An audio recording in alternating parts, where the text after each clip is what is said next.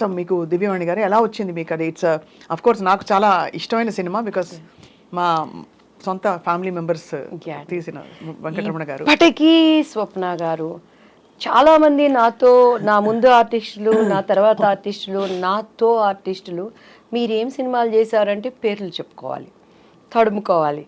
ఆ హీరోలతో ఎంతో స్ట్రగుల్ అయ్యి ఏమేమో పణంగా పెట్టి వాళ్ళు పెద్ద పెద్ద హీరోలతో చేశారు. కానీ దేవుడి దయ బాపు రమణ గారు, దివ్యవాణి అంటే పెళ్లి పుస్తకం అంటే దివ్యవాణి, ఆ తర్వాతే రాజేంద్ర ప్రసాద్ గారు అంటారు. అవునవును, ఎందుకంటే నేను కొత్త అలా చేయటానికి.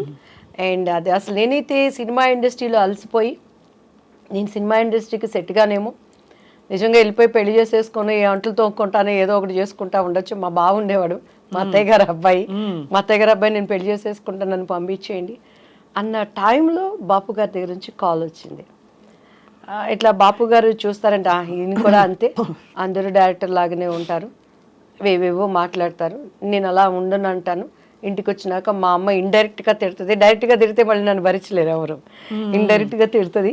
నేను ఇంకా ఏడ్చుకుంటా చీదుకుంటా ఉంటాను, నన్ను పంపించండి నేను మళ్ళీ చదువుకుంటాను అంటాను. ఇది కూడా అంతేలే అని చెప్పని తలకు బాగా నూనె పెట్టుకున్నాను. అప్పుడు చీర కట్టాలంటే మమ్మీనే కట్టేవాళ్ళు, నాకు అంత కట్టుకోవటం రాదనమాట.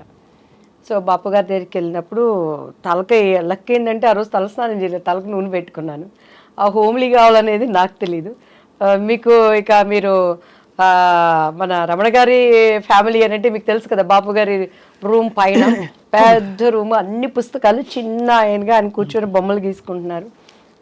మన రమణ గారు ఉన్నారు కదా, రమణ గారు తీసుకెళ్లారు. ఈ అమ్మాయి కొత్త అమ్మాయి అండి దివ్యవాణి గారు అనగానే చూశారు బాపు గారు, నమస్కారం అండి అని కూర్చున్నాను నేను. ఇది జుట్టు మీ సొంత జుట్టండి అని అన్నారు. అవును సార్ అన్నాను. ఇట్లానే ఉండాలి మూవీలో అన్నారు. సరేనండి అని, ఎందుకంటే నేను ఓకే అవననేది నాకు లోపల ఒక అభిప్రాయం. బట్ నాకు అప్పుడు బాపు గారి విలువ నాకు నిజంగా తెలియదండి. బాపు గారు ఎంత గొప్ప మనిషి, ఎందుకంటే నేను సినిమాలు చూసేదాన్ని కాదు. ఈ క్వార్టర్లీ హాఫ్ ఇయర్లీ ఎగ్జామ్స్ వస్తే ఒక సినిమా, అది కూడా అప్పుడు మనకు తెలిసిన హీరోలు ఎవరు, శోభన్ బాబు, కృష్ణ.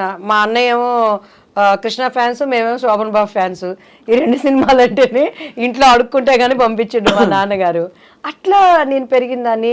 లోతుగా సినిమా ఏంటి, పరిజ్ఞానం ఏంటండి. ఇప్పుడు రాజేంద్ర ప్రసాద్ గారు వీళ్ళందరూ ఏం చెప్తారు, మేము ఏంటి డబ్బింగ్ 75 పైసలకు చెప్పాము, అన్నం లేకుండా ఉన్నాము, దీని మీద కసితో వచ్చాము. సూపర్ స్టార్ కృష్ణ గారు కానీ ఇప్పుడున్న మెగాస్టార్లు కానీ. నాకు అట్లంతా నేను రాలేదు, తేపడ్డాను కాబట్టి నాకు అసలు సినిమాలు ఇవన్నీ తెలియదు అనమాట. సో బాపు గారి విలువ తెలియకుండా అప్పుడు ఆయన ఏమడిగారంటే, మా అమ్మగారు అన్నారు, మిస్సమ్మ సినిమా చూసావమ్మ అన్నారు. నిజంగా పాత సినిమాలు ఏం చూస్తాం, ఈ ట్రెండ్లో పెరిగిన వాళ్ళం. మా అమ్మ ఇంకా చూస్తే ఇట్లా అన్నారు, అమ్మ అంటే చూశానని చెప్పానంటే చూశాను సార్ అన్న. నిజంగా నేను మిస్సమ్మ చూడలేదు, అబద్ధం, ప్రామిస్ అబద్ధం చెప్పాను. మళ్ళీ ఇంటికి వెళ్ళినాక మొట్టికాయలు పడితే పప్పు గుత్తిగారితో డబ్బులు పడతాయి, ఎవరు పడతారు అవన్నీ చూసి చూశాను సార్ అన్న. కానీ సేమ్ అందులో క్యారెక్టరే మీది అని అన్నారు. అలాగే సార్ అన్నాను. నీకు కాళ్ళు చూపియమ్మ అన్నారు. మా అమ్మాయికి ఇలా చూసాను. మా అమ్మగారు పాప ఆమె భయపడతా, ఈ అవకాశం అన్నా మా అమ్మాయికి రావాలి, ఏదో ఒకటి మా అమ్మాయి ద్వారా మేము ఇండస్ట్రీలో ప్రూవ్ చేసుకోవాలని కాళ్ళు చూపించాను. ఎందుకంటే ఆ మూవీలో ఎక్కువ కాళ్ళకి షార్ట్స్ ఉంటాయండి. మహానుభావులు. నా స్టోరీ నాకు మిస్సమ్మ సినిమా మళ్ళీ చూడమ్మా అని అన్నారు. అలాగే సార్ అని చెప్పాను. ఇంటికి వెళ్ళిపోయాను. టక్ టక్ టక్ టక్ అగ్రిమెంటు, డేట్స్ ఫిక్స్ అయిపోయినాయి. 45 days కంటిన్యూస్గా షూటింగ్. అమ్మ అన్ని మాట్లాడేశారు, డబ్బులు ఏమిటి అసలు, రమణ గారు ఉన్నారు, మన మేనేజర్ రమణ గారు, ఇప్పటికే ఆయనే ఉన్నారు. శ్రీరమణ గారు అంతా మమ్మీ మాట్లాడుకున్నారు. శ్రీరమణ గారు అంటే పెద్దవారు?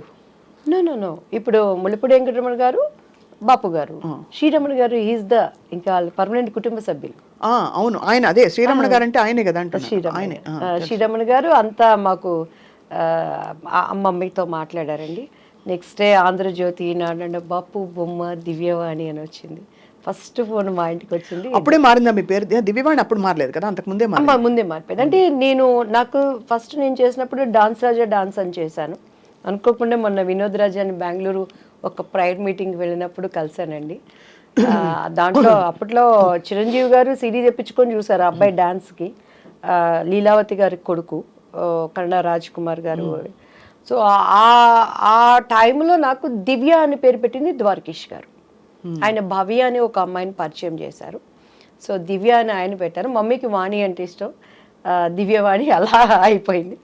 సో బాపు గారు ఇక దివ్యవాణి ఫస్ట్ మా ఇంటికి వచ్చిన కాలు దాసనారాయణరావు గారు. మీరు ఒక మాట అన్నారు, అంతకు ముందు మీరు చాలా విసిగిపోయారు, బాపు గారు అవకాశం కూడా అలాగే అవుతుందిలే అనుకున్నారు. చాలా అయ్యాయి ఆడిషన్స్, అంటే ఏమయ్యేది ఆడిషన్లో? మీరు సెట్ అయ్యేవారు కదా వాళ్ళ క్యారెక్టర్కి, లేకపోతే ఎలా? అంటే దానికి ముందు దాసనారాయణరావు గారిది అభిసారిక అని ఒక మూవీ వచ్చిందండి.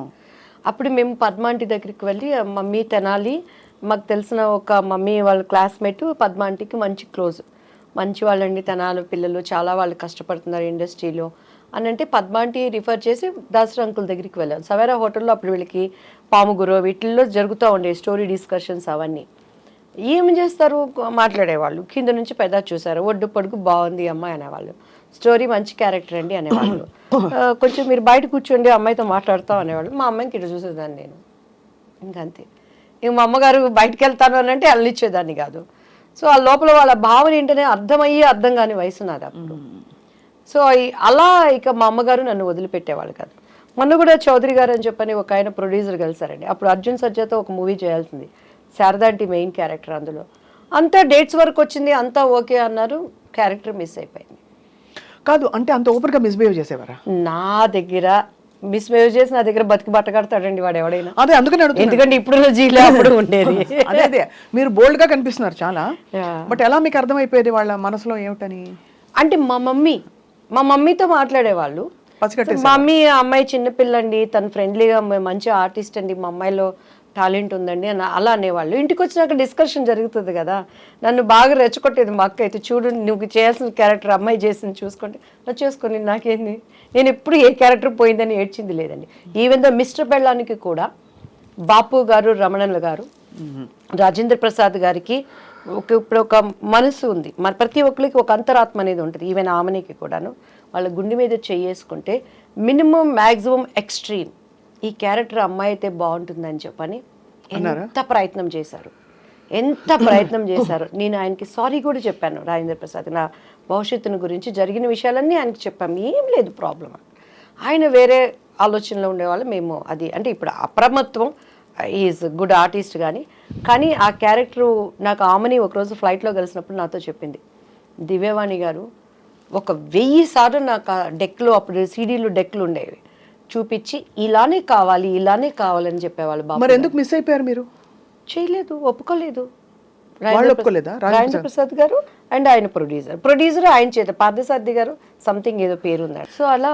But film industry is very tough place కదా దివ్యవాణి గారు. టఫ్ ప్లేస్ లేనిది ఏదో చెప్పండి స్వప్న గారు. అలా కాదు, రిలేటివ్లీ నేను మీరు అనేది రైటే, అన్ని ప్లేసెస్ లో టఫ్ ప్లేసే. పనమ్మాయి మన ఇంటికి వచ్చి ఒక పనమ్మాయి పని చేస్తుంది. ఆ అమ్మాయి పొద్దున్న లేసిన దగ్గర నుంచి, రోడ్డు మీద నడుచుకొని వచ్చే దగ్గర నుంచి, ఇంట్లో పని చేసి తను ఓనర్ అనేవాడి దగ్గర నుంచి ఆడదానికి తిరిగి వెళ్ళటానికి టఫ్ కాదు, చాలా టఫ్, ఎక్కడ టఫ్ అక్కడ. కానీ ఇక్కడ ఎంత మొహమాటంగా అందంగా ఉంటుందంటే మీరు చెప్తున్న సన్నివేశాలు ఆలోచిస్తే, ఇప్పుడు అమ్మగారు ఎంత అర్థం చేసుకుని మిమ్మల్ని తప్పించుకుని కాపాడుకుని జాగ్రత్తగా నెట్టుకొచ్చారు. మీరు అదే చెప్తున్నాను, అలా చేయలేని పరిస్థితులు చాలా మందిని చూసాను. నాకు ఆర్టిస్టుల్ని చెప్పడం ఎందుకులే గానీ అన్నల దగ్గర అంటే కొంతమందికి అది తప్పు అనిపించకపోవచ్చు, అది వాళ్ళ చాయిస్. నేను తప్పని నేను ఎప్పుడు అంటలేదు. నవేడేస్ ఇప్పుడు కూడా నేను అంటున్నాను, నవేడేస్ అవనేది ఫ్యాషన్ అయిపోయింది, కామన్ అయిపోయింది, అది ఎంజాయ్మెంట్ అయిపోయింది. నేను తప్పని ఇప్పటికీ నేను చెప్పట్లేదు, 2 చేతులు కలిస్తేనే చెప్పట్లు, చేతులు కలవనప్పుడు ఈ చేయి కాబట్టి. కాకపోతే మనం అనుకున్న విధంగా హైప్ అవ్వలేవచ్చు. కానీ దేవుడు అనేవాడు ఒకటి ఉంటాడు, న్యాయం అనేది ఒకటి ఉంటుంది. మన అంతరంలో ఒక ఆలోచన పుట్టక ముందే ఈ నోస్ వాట్ ఈజ్ మనం ఆలోచిస్తున్నాం అనే దానిని నిలబెట్టేవాడు ఆయన. సో అది నన్ను ఇంతవరకు నిలబెట్టింది. ఎంతమంది ఉన్న తెలుగు చరిత్ర ఉన్నంత వరకు నా శత్రువు అయినా నా మిత్రువు అయినా ఆ పని అనేది ఉండాల్సిందే. నన్ను అంగీకరించే వాళ్ళైనా అంగీకరించిన వాళ్ళైనా ఆ పాట అనేది దేవుడు అలా దానిని జతపరిచాడు అనుకుంటానండి. అండ్ ఎస్పెషల్లీ బాపు రమణల గారు అసలు ఇండస్ట్రీకి వాళ్ళు విరుద్ధమైన వ్యక్తులు, అంటే వాళ్ళ మనస్తత్వాలు అంత స్వచ్ఛంగా ఉంటాయని. స్వచ్ఛమైన మనుషులు. నాకు జరిగిన అన్యాయానికే మళ్ళీ పాపం వాళ్ళు పెళ్లి కొడుకు మూవీ తీసి అందులో నాకు తెలిసి లాస్ వచ్చింది. అదే అప్పుడు బంగారు పిచ్చి కానీ విజయ నిర్మల్ గారు చేసిందనమాట. సో నరేష్ గారు నేను చేశాము. అది అక్కడేమో చంద్రమోహన్ గారు విజయ నిర్మల్ గారు చేశారు. సో సేమ్ స్టోరీ ప్రజలకు అంతా ఎక్కక అది అనుకున్న విధంగా ఆడలేకపోయింది. బట్ నాకు మంచి పేరు వచ్చింది. దానికోసము వెంకటరమణ గారు తన పక్కనున్న సైటుకి అప్పుడు ఫైనాన్షియల్ దీనికి బాపు గారు ఇచ్చేశారు. అంత స్నేహబంధం వాళ్ళకి. వాళ్ళు అసలు చూస్తే రిలేషన్స్ అనుకుంటాం కానీ స్నేహితులు అనేది చాలా రోజుల వరకు నాకే తెలియదండి. సో అన్నీ ఉన్న విస్తరాకు అణిగి మణిగి ఉంటుంది అనడానికి. అవును, ఇండస్ట్రీలో ఉండే పద్ధతులకి విరోధమైన వాళ్ళు అండ్ నాకు మనసున్న మనుషులు. నేను బాపు గారితో న్యూ ఇయర్ టైంలో ఆటలు కూడా ఆడాను ఆయనతో. మొన్న కూడా రోజా ఒకసారి దుబాయ్లో బాపు గారికి లైఫ్ టైమ్ అచీవ్మెంట్ అవార్డు ఇస్తున్నప్పుడు చెప్పింది, ఒక ఆడది అందగత్తె అంటే ఎన్ని అవార్డ్స్ రివార్డ్స్ వచ్చినా బాపు బొమ్మ అనేది అది ఒక క్రెడిట్. అది దివ్యవాణి కొట్టేసింది. నాకు చాలా జెల్సీగా ఉండేది. ఫుల్ లెంగ్త్ నేను క్యారెక్టర్ ఆయన దగ్గర నేను చేయలేకపోయాను. కోర్స్ ఆ తర్వాత నేను అదేంటి ఒక మూవీ చెప్పిందండి ఎన్టీఆర్ గారిది ఏదో, దాంట్లో నేను ఒక సాంగ్ చేశాను నేను అని చెప్పాను. అని అంటే ఆడవాళ్ళంటే అందరూ అందమే, అందరూ బాపు బొమ్మలే. ఎస్పెషలీ బాపు బొమ్మ అంటే ఆయన జనరేషన్స్ ఎంతమంది చేసిన, అవును, వాణిశ్రీ గారు వాళ్ళు చేసిన, నా జనరేషన్స్ ఎంతమంది చేసిన, ఆమెని నేను ఎంత, నా తర్వాత జనరేషన్ చార్మి వాళ్ళు మిగతా వాళ్ళు ఎంత చేసినా బాపు బొమ్మ అంటే దివ్యవాడి. అది నా ఇంటి పేరుగా మార్చబడింది కదా, అదే నాకు దేవుడిచ్చిన ఒక ధన్యత అండి. అదే మరి చారెడు బారెడు పిడికెడు గుర్తుందా? పిడికెడు నల్లని కూరలు బారెడు. ఆ జడబడుకున్నప్పుడు మీరు చూడండి, ఆ షార్ట్లో చూస్తే నా కళ్ళన్నీ ఎర్రగా ఉంటాయి అనమాట. అప్పటికే ఒక యుద్ధం అయిపోయేది నా మీద, ఇన్ని నిందలు ఏడ్చి ఏడ్చి ఏడ్చి షార్ట్ రెడీ అనగానే వెళ్ళిపోయేది అనమాట. మళ్ళీ అట్లా మీ డైలాగ్ మేము వాడేసుకుంటుంటాం, చెంగల్పట్టి శాంతారాం అంటే మీరే కదా. అదోటి అమ్ముకుట్టి అమ్ముకుట్టి మనసిలాయో కిట్టమూర్తి కిట్టమూర్తి తెలుసులే ఓయ్ ఓయ్. అందులో కూడా రమణ గారి ట్యాగ్ కొట్టిందండి ఆ సాంగ్స్. అండ్ అందులో స్వప్న గారు నా జీవితానికి నేను అనునించుకునే డైలాగుల్లో ముఖ్యమైనది. అండ్ రాజేంద్ర ప్రసాద్ గారు చెప్తారు ఒక డైలాగు, నేను అక్కడికి వెళ్ళి డ్యాన్స్ నేర్పిస్తూ అక్కడ ఉన్నప్పుడు మంచి చెడులు రాసులు పోసుకొని ఉండవట. అవును, అవకాశము ఉంటే మంచివాడు కూడా చెడ్డవాడిగా మారుతాడు, అవకాశం లేకపోతే చెడ్డవాడు కూడా మంచివాడిగా ఉంటాడు. కస్టమ్స్ అండ్ సుఖమ్స్, ద కాంబినేషన్ ఈజ్ లైఫ్. అంతే, పర్ఫెక్ట్ కదా అది. నా జీవితంలో ప్రతి చోట ఎదురయ్యే బిట్స్లో ఎంత అనుభవంతో ఎంత జ్ఞానంతో ఆయన ఆ డైలాగ్ రాశాడు. ప్రతి మనిషికి ఒక్కొక్క మనిషిలో ఉండే కలర్స్, నటన, నా బిడ్డలు కానీ బయట వాళ్ళు కానీ నమ్మిన వాళ్ళు కానీ బయటకు వచ్చేటప్పుడు అంతా మంచి చెడులు రాసుకుపోసుకొని ఉండవు. అవకాశం ఉందంటే మంచోడు కూడా చెడ్డోడు అయిపోతాడు, అవకాశం లేకపోతే చెడ్డోడు కూడా గప్చిప్ సాంబార్ బుడ్డి. సో అలా లైఫ్లో. అండ్ నా లైఫ్ ఏంటంటేనండి, మా మమ్మీ దగ్గర ఏం తెలీదు, మా ఆయన దగ్గర అంతకన్నా తెలీదు. ఇప్పుడు ఈ 5 ఏళ్ళు దేవుడు నిమిత్తమై నేను బయటకు వస్తున్నప్పుడు పాలిటిక్స్లోకి వచ్చినాక, ఓ ఇది ఇలా ఉంటారా, ఓ ఇది ఇలా ఉంటారా, వాళ్ళు ఇలా ఉంటే నేను ఇలానే ఉంటాను, అది నష్టమైనా నిజాన్ని బ్రతికించుకుంటాను, అదే నా హీరో, అది నన్ను కాపాడుతుంది అనే విధంగా వెళ్ళి ఈరోజు యథార్థవాది లోక విరోధి అనే దానికి సాదృశ్యంగా. మీరు చాలా బోల్డ్గా ఉన్నారు. అంటే మీరు ఇప్పుడు ఇంకా ఫీల్డ్లో ఉన్నట్టే, మీరు ఎంత పాలిటిక్స్లోకి వచ్చినా సినిమా ఇండస్ట్రీలో ఉన్నట్టే ఒక నటిగా మీరు ఇప్పటివరకు చెప్పిన విషయాలే ఇంత క్యాండిడ్గా ఎవరు మాట్లాడలేకపోయారు.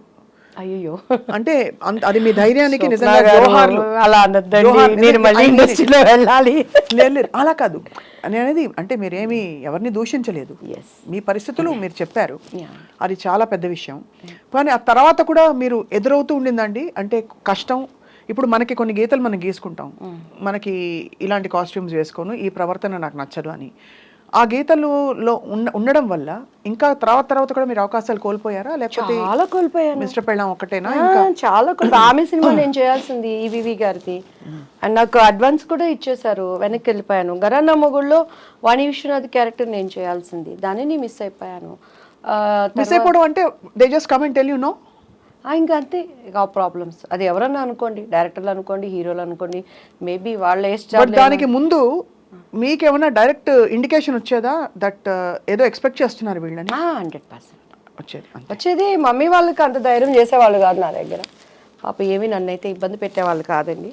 నేను ఇక్కడ గొప్ప ఏంటంటే నా టాలెంట్ నన్ను బ్రతికిచ్చింది. దివ్యవాణి అంటే సింగిల్ టేక్ ఆర్టిస్ట్. అక్కడ లోపం ఉందంటే కెమెరామ్యాన్తో పక్క ఆర్టిస్ట్తో, కానీ నాది ఎప్పుడు అండ్ ఎందుకంటే అంత డెడికేట్ మైండ్గా డైలాగ్స్ కానీ డ్యాన్స్ కానీ, నాకు లాంగ్వేజ్ తెలియకపోయినా కూడాను డెడికేట్ మైండ్తో నేను ఏది ఉన్నా కూడానండి, ఈవెన్ దేవుడి పని కానీ, ఇప్పుడు సంబంధం లేకుండా రియల్ ఎస్టేట్ అనేది నేర్చుకుంటున్నాను ఇక్కడ. కొంతమంది మన దాంట్లో కూడా డెడికేట్ మైండ్తో చేస్తాను. పొద్దున్న లేస్తే దాని మీదే వర్కౌట్ చేస్తాను. అలా నేనేమి ఎక్కడ బైబుల్ కాలేజీకి వెళ్ళలేదు, బైబుల్ థెరపీలు పొందలేదు. కానీ అక్కడ నిలబడినప్పుడు నేను షికాగోలో చాలా టైం ఇస్తారండి వాళ్ళు. కానీ అక్కడ 1.5 hours 2 hours when God spoke through with me, whole Chicago దేవుడు మాట్లాడాడు అనే విధంగా, అక్కడ హృదయాలకు తాకే విధంగా నేను దేవుడు పాదాలు పట్టుకుంటాను. అట్లా ఏది చేసినా నాకు తెలియకపోయినా కూడాను దాన్ని తెలుసుకోవడానికి ప్రయత్నం చేసేదాన్ని. అది ఇండస్ట్రీలో నన్ను నిలబెట్టింది.